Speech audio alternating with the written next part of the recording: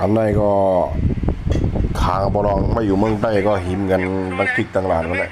หิมกันเก็บเงินเจ้าของเงินของเจ้าดีนะดูไทยก็ที่ว่าซึกโคเขียวเนี่ยก็ทับจั่วเขาเข้ามาอยู่จอบในก็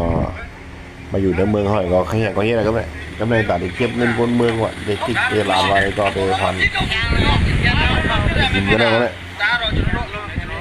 พวกเบนเลยก็ปัดกันเขาเนี่ยหกอุ่นคือไตแบบมันก็เมืองไตเขาเนี่ยมันใจดีสีกว้างเลยใจดีเนื้อจะต้องเนื้อแต่มันเป็นมาอย่างก็อยากมาแล้วมันไปเนี่ยมันต้นวายใช่มันต้นเชื่อใช่มันต้นนี้ทั้งชิบมันต้นป้องลาตัวนี้บอกตัวกับคำเดินมากกว่าคือเป็นคนเมืองเขาเนี่ยอะไรด่ามันสุดท้ายเขาก็มีเหมือนเบื่อแหละมันก็เป็นข้างกินเขาเนี่ยเขาใจดีเขาใจดีกับเบื่อแหละมันมาป้าผมกับป้าผมก็มาป้าแข่งกันเลยแข่งกันเลยมันเป็นเพราะว่าป้าแข่งกันเลยสักวันเดียวนะ